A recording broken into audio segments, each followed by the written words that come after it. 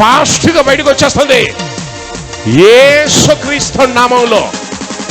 యేసుక్రీస్తు నామములో వికారం అనిపిస్తుంది. ఎస్ అమ్మ, ఇందాక మీరు అక్కడ నిలబడ్డప్పుడు నాకు మీ వెనుక ఒక మంత్రపు దుష్టాత్మ ఒకటి మీ వెనుక సంచారం చేయడం చూశాను. దానివల్ల ఎవరమ్మా ఇంట్లో చాలా ఈ చేతబడి శక్తులతో కొంచెం బాగా పీడించబడుతున్నారు. అలాగే ఇంట్లో బాగా ఫైనాన్షియల్ ప్రాబ్లమ్స్ ఉన్నాయి, ఆర్థిక సమస్యలు ఉన్నాయి, కష్టాలు ఉన్నాయి. ఎవరికి ఉన్నాయమ్మా ఇంట్లో? చనిపోయారండి, చేతబడి వల్ల మీ భర్త చనిపోయాడు. అవునమ్మా? ఎస్, ఆ విషయం మీకు కూడా తెలుసు. ఎస్, అదే నేను చూస్తూ మీరు నిలబడంగానే నాకు ఇందాక ఒక చేతబడి దురాత్మ, ఒక మంత్ర దురాత్మ మీ చుట్టూ సంచారం చేయడం చూస్తున్నాను.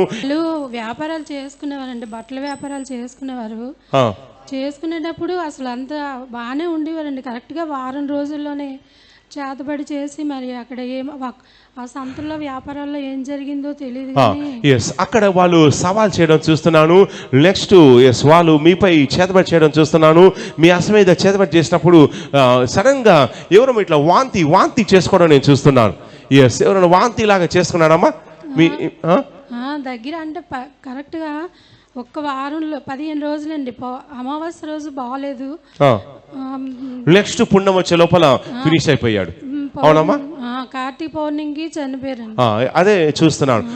అమ్మ, ఇందాక మీరు అక్కడ నిలబడ్డప్పుడు నాకు మీ వెనుక ఒక మంత్రపు దుష్టాత్మ ఒకటి మీ వెనుక సంచారం చేయడం చూశాను.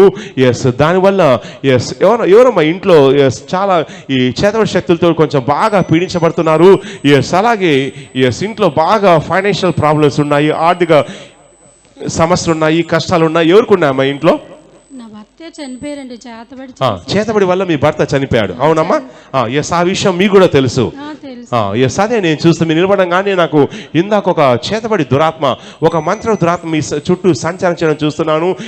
గతంలో ఆత్మలో చెక్ చేసిన మీకు సంబంధించినటువంటి వాళ్ళు ఎవరో, చుట్టాలు వాళ్ళు ఎవరో, వాళ్ళు మీకు వ్యతిరేకంగా, మీ భర్త వ్యతిరేకంగా వాళ్ళు చేతబడి చేశారు. అవునమ్మా? వాళ్ళు చేశారు. వాళ్ళు ఎవరైతే చేస్తామని చెప్పారో ఏదో గొడవ అయింది. గొడవ ఏంటని చెక్ చేసినప్పుడు నాకు మీ హస్బెండ్కి రావాల్సినటువంటి ఏదో ప్రాపర్టీ నేను చూస్తున్నాను. అంటే వాళ్ళ నాన్నగారికి సంబంధించింది. మీ హస్బెండ్ చనిపోయాడు, కానీ మీ యొక్క మామగారికి సంబంధించినటువంటి ఏదో చిన్నపాటి ఇల్లు విషయంలో కొంచెం అప్పట్లో బ్రతుకున్నప్పుడు గొడవ తగాదా కావడం చూస్తున్నాను. జరిగిందమ్మా? గట్టి చెప్పండి అమ్మా. ఎక్కడ జరిగిందమ్మా? చోడవరంలో జరిగింది. అదే గొడవ జరిగింది. అప్పట్లో గొడవ అయినప్పుడు నీకెందుకు ఇవ్వాలని చెప్పేసి ఎవరు మీ బ్రతుకున్నటువంటి మీ హస్బెండ్తో అప్పట్లో ఎవరన్నారమ్మా? వాళ్ళు వ్యాపారాలు చేసుకునేవారండి, బట్టల వ్యాపారాలు చేసుకునేటప్పుడు అసలు అంతా బాగానే ఉండేవారండి. కరెక్ట్గా వారం రోజుల్లోనే చేతబడి చేసి మరి అక్కడ ఆ సంతల్లో వ్యాపారాల్లో ఏం జరిగిందో తెలియదు. అక్కడ వాళ్ళు సవాల్ చేయడం చూస్తున్నాను. నెక్స్ట్ వాళ్ళు మీపై చేతబడి చేయడం చూస్తున్నాను. మీ అసలు మీద చేతబడి చేసినప్పుడు సడన్ గా ఎవరో ఇట్లా వాంతి చేసుకోవడం నేను చూస్తున్నాను. ఎవరైనా వాంతి లాగా చేసుకున్నాడమ్మా మీ దగ్గర? అంటే కరెక్ట్గా ఒక్క వారంలో 15 రోజులండి. అమావాస్య రోజు బాగలేదు, నెక్స్ట్ పుణ్యం వచ్చే లోపల ఫినిష్ అయిపోయాడు. అవునమ్మా? కార్తీక పౌర్ణమికి చనిపోయారు. అదే చూస్తున్నాను. అమాస్ నాడు స్టార్ట్ అయింది. పుణ్యం అంటే ఎగ్జాక్ట్ గా 15 రోజులు ఉంటుంది. నెక్స్ట్ అమాస్ అంటే 30 days 28 days ఉంటుంది. సో పుణ్య అమాస నాడు చేతబడి స్టార్ట్ అయింది. నెక్స్ట్ 15 days 15 రోజుల్లో పుణ్యమి రాగానే పుణ్యమి రోజు నాడే చనిపోయాడు. అవునమ్మా? చనిపోయినప్పుడు ఆత్మలో చెక్ చేసిన మీ హస్బెండ్ చూసినప్పుడు ఆ చేతబడి దుష్టాత్మలు అటాక్ చేసినప్పుడు ఏదో కింద పడి కొంచెం గిలిగిల ఏదో కొట్టుకోవడం నేను చూస్తున్నాను. మీరు చూసారమ్మా? మా అమ్మగారు నేను భయపడి మీరు భయపడ్డారు. మీరు ఏమైతుందో మీకు అర్థం కాలేదు అప్పుడు. కానీ మీ హస్బెండ్ ను ఆ దుష్టాత్మలు అటాక్ చేసినప్పుడు కింద పడి ఇలా గిలిగిల కొట్టుకోవడము, ఏదో ఫిట్స్ వచ్చిన వ్యక్తి ఎలా అయితే కొట్టుకుంటాడో ఆ విధంగా కొట్టుకోవడం నేను చూస్తున్నాను. అలా కొట్టుకున్నప్పుడు అది చూసి భయపడింది ఎవరమ్మా? నేను భయపడ్డాను. దగ్గర అయితే అసలు నరకమేంటో ఆ 15 రోజుల్లో నేను చూసానండి. మీరు నరకమేంటో చూసారు. చాలా అసలు చెప్పలేను అనమాట. ఎందుకంటే ఆ దుష్టాత్మలు వచ్చిన తర్వాత, చేతబడి ఆత్మలు వచ్చిన తర్వాత మీ భర్త మీదకి దిగి వచ్చినప్పుడు మీ భర్త గట్టిగా కేకలు పెట్టేవాడు. అవునమ్మా? కేకలు పెట్టేవాడు. వచ్చేటప్పుడల్లా నేను అంటే అసలు మా అత్తగారు అందరూ ఉండేవారు కానండి, ఎప్పుడంటే నేను సినిమాల్లో చూడడమే కానీ అలాంటివి ఎప్పుడు అసలు నేను మీరెన్నడూ కూడా కళ్ళారా చూడలేదు. ఏదో సినిమాలంటే డూప్ అనుకున్నారు కానీ మీ హస్బెండ్కు దయ్యం పట్టినప్పుడు, ఈ చేత దయ్యాలు పట్టినప్పుడు పిచ్చి పిచ్చిగా ప్రవర్తించడము, నెక్స్ట్ గట్టి గట్టిగా అరవడము, అవునమ్మా, కింద పడి ఏదో ఇట్లా వస్తువులు ఇట్లా ఇసిరేయడము రియల్గా చూశానండి. తర్వాత నేను ఇంక ఎవరిని పిలవాలో తెలియక, అంటే అప్పుడు నేను రక్షణ తీసుకోలేదు. అప్పుడు వెళ్ళి అంటే మా దగ్గరలో సాయిబు ఉండేవారండి, మేము పాడేరులో ఉండేవాళ్ళమి. అక్కడ సాయిబు ఉంటే ఏదైనా ఇంకా అతన్నే తీసుకొస్తే ఇలా చేశారమ్మా, ఇది చెయ్యి, మరి ఇంక మనం ఏం చేయలేమని కూడా వాళ్ళు చెప్పారనమాట. ఆయన అన్నాడు ఇక ఏం చేయలేమని చెప్పేసి చేతులు ఎత్తేసాడు. ఎందుకంటే చేతబడి దురాత్మ అయిందంటే మీ హస్బెండ్ పట్టేసరికి గిలగిలా కొట్టుకునేవాడు, కొరుక్కునేవాడు, నెక్స్ట్ వస్తువులు ఇసేసేవాడు, గట్టిగా అరిచేవాడు. ఇది సడన్గా జరిగిన ఆమాసనాడు స్టార్ట్ అయింది. కంటిన్యూస్గా రాత్రి పగళ్ళు సేనా దయ్యం పట్టిన వ్యక్తి ఎలాగైతే ఇలా రాళ్లతో కొట్టుకునేవాడు, బట్టలు చెంపుకునేవాడు, ఆయన పిచ్చి పిచ్చిగా ప్రవర్తించినప్పుడు మీరు హాస్పిటల్ తీసుకెళ్ళినా కానీ ఎవరు పట్టించే పరిస్థితి లేరు. ఇక చివరికి ఒక బాబా దగ్గర తీసుకెళ్లారు. అతను కూడా ఇక నా వల్ల కాదని చెప్పేసి వదిలేశాడు. సమాసం స్టార్ట్ అయింది. పుణ్యం లోపల ఆ వ్యక్తి శవమై తేలాడు. అవునమ్మా, అదే నేను చూస్తున్నాను మీ చుట్టూ ఆ చేతబడి దురాత్మ. మీరు అక్కడ నిలబడంగానే ఆ మంత్ర దురాత్మ నేను చూశాను. ఆ మంత్ర దురాత్మ మీ హస్బెండ్ చంపింది. ఇప్పుడు మిమ్మల్ని చూసినప్పుడు రాత్రిపూట ఎవరికమ్మా కొంచెం భయం కనిపిస్తుంది? ఎవరికమ్మా? కాదండి, అసలు నేను ఒక్కదాన్ని ఇంట్లో ఉండలేనండి. నాకు చాలా భయం. నేను మామూలుగా అయినా ఒకరి దగ్గర తీసుకోవడానికి కానీ నేను అసలు, ఎందుకంటే రూపాయి అయినా నేను కష్టపడి పని చేయాలి అనుకునేది, కానీ అస్సలు ఎక్కడ ఏదైనా పని అవుతుంది అంటే అవ్వనికుండా చేస్తారు. ఒకరోజు నేను నైట్ అంతా ప్రార్థన చేసుకుని, దేవా నాకు ఎందుకు ఈ కష్టాలు, ఎందుకు ఇలా జరుగుతుంది అంటే, నాకు తర్వాత బాబు పుట్టి కూడా చనిపోయాడు అనమాట.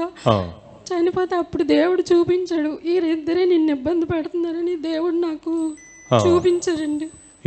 అయితే ఇప్పుడు ఆ చేతబడి దుష్టాత్మ మీలో కూడా ఉందమ్మా. ఆ దురాత్మ మీలోంచి కూడా బయటకు వచ్చేస్తుంది. ఎందుకంటే అదేం చేస్తుందంటే గావర పెట్టడం నేను చూస్తున్నాను.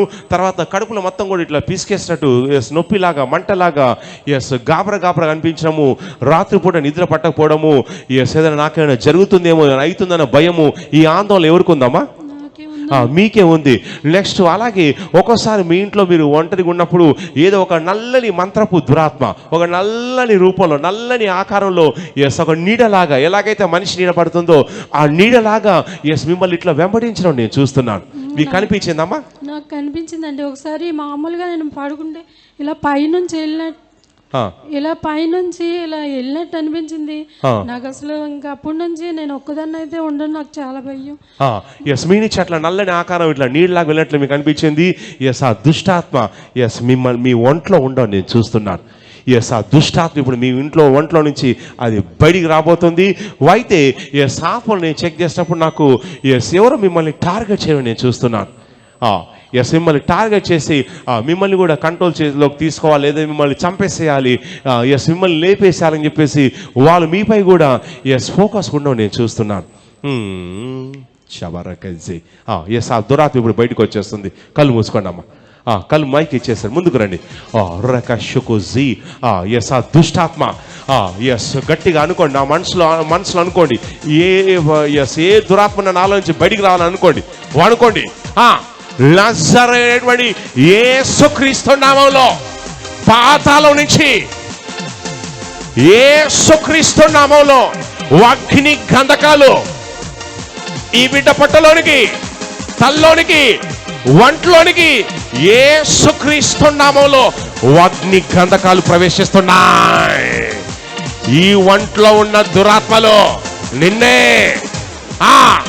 మంత్రపు దురాత్మలు నిన్నే నజరేయుడైనటువంటి యేసుక్రీస్తు నామములో కడుపంతా పిండేస్తుంది. 1,00,000 కోట్ల అగ్ని గంధకాలు, 1,00,000 కోట్ల అగ్ని గంధకాలు ఈ బిడ్డ ఒంట్లో ఉన్న దురాత్మల్ని కాల్చేస్తుంది. మొత్తం కడుపంతా పిండేస్తుంది. ఒంట్లో ఉన్న దురాత్మ నిన్నే నోరు తెరువు, అరుస్తూ బయటకు వచ్చేస్తున్నా యేసుక్రీస్తు నామములో. కడుపులో ఏదో తిరుగుతుంది, సుడిగాలి అగ్ని గంధకాల సుడిగాలి, సుడిగాలి కడుపులో తిరుగుతుంది, ఫాస్ట్ గా తిరుగుతుంది. ఆ మంత్రం దురాత్మ ఇక బయటకు వచ్చేస్తుంది. యేసుక్రీస్తు నామములో రా, బయటికి రా. నిన్నే యేసుక్రీస్తు నామములో ఈ బిడ్డ ఒంట్లో నుంచి ఆ దురాత్మ బయటకు వచ్చేస్తుంది.